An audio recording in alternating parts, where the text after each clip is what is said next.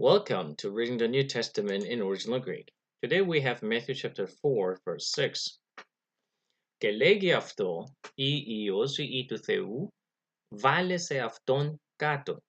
Και γραπτέ καρ ότι, της αγγέλης αυτού εντελείται περί σου.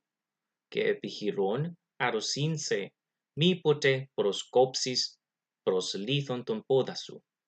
Saying to him, If you are the Son of God, throw yourself down, for it is written, He will command His angels concerning you, and on their hands they will bear you up, so that you will not dash your foot against a stone.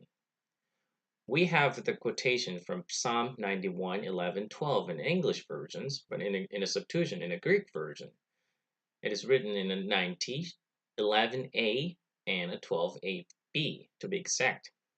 And also in the English version is 11a, of course, and the 12a and b. The verse is the same. The Greek text begins in a simple grammar. Και λέγει αυτό, he said to him, αυτό in a dative. Ή Υιός ή του Θεού, if you are a son of God. We don't have a definite article, but it's obvious that Jesus is the Son of God. As translated in all the English Bible translation, and the commentators comments that. Vale se afton, vale, is usually with a double lambda, valo, to throw. Becoming a single lambda is an aorist. An epsilon is alone, making it as an imperative. Vale, throw yourself. Se afton is a reflexive pronoun. Kato is the adverb, under, down. So, throw yourself down. Gegrapte, it's from the grapho, as you can see gamma, epsilon in the beginning, the reduplication. It's making it a perfect, and also the ending, p is p, tav, it's the assimilations from the grapho, phi to p, with the ending tav in the third person singular. Te, gegrapte. So, God is opposed to positive, so translated, although it's in a place in the second position, so we translate in the beginning, right? For it is written that. Now the actual quotation part begins here. Dis angelis. Now it's from the nouns angelos. Now we know this is the masculine and also plural and dative. Why is it in a dative? Before you define and translate how it is, you have to find the main verb, how it's connected. Entelite is the main verb of the sentence from the word entelo. Now, it's not exactly clear why there is a circumflex of the contractions occurred here. Technically, entelo, what usually used in medium form, so the entelome is the most often cases that you will encounter. Entelome. But from there, making a third person is entelete. But there, instead of putting the sigma, this somehow, perhaps it was in dialect, so enteleo or something.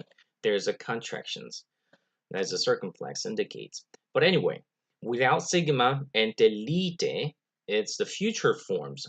He, third person singular, so he shall command. When you say command, you say command something to someone. It would be the logical structure of the sentence, right? In the Greek grammar, it's also the same. What's not necessary and it's not required to have those, but give the informations. Command to someone. So to someone, that corresponds to grammar dative. So he shall command to the angels, these angelis, aftu, his angels, of the subject, right? Aftu is of the subject. His angels. Now he shall command his angels. Now it's clear now why we have the dative, these angelis. Of course, then he is, well, talking about God and God's angels. Perisu is with a genitive. It's about you, or in terms of you. So it's about you is the most natural. Que epihidon. Epi is we have translated usually with the genitive from the hands. from hands, but also has a meaning on hands, whichever fits the most natural. Arusinse. Arusin is the actually from the aero, to lift. In the future form, if you see, it becomes areo. Now from there, usin is the ending of the third person plural. So they shall, or they will lift. They will lift. Then obviously, logical structure will be the object, right? They shall lift you, se. That's why after we have se, accusative object.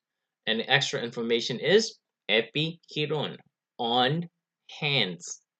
The English translation is the possessive pronouns does not exist, but it's unnatural to fit in there.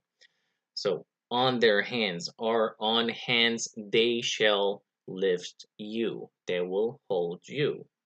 Mi pote, it's never, it's double emphasis. Mi with a pote.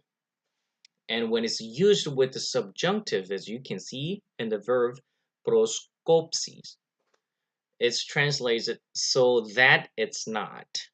So that it's not. So proskopsis is a pros plus kopto. Kopto means to strike, to smite. And a pros gives the informations against. So who is the subject in the second person? You shall not. So that you shall not strike against. Now, what is the against what? Now we have in the New Testament Greek pros with the prepositions pros lithon, against stone. So strike what against the stone? Ton podasu, your foot, a singular. So that you shall not strike your foot, ton podasu, against a stone. This is the quotation from Psalm 11a and 12a and b. If you compare actually the text from the Septuagint, it's almost exactly verbatim that we have now. For that Greek text and the Psalms, I recommend to use Göttingen's Septuagint critical editions. And also, if you don't have, it's also good to use the Sweet editions. It's mostly available online freely. I want you to double check the quotation as well.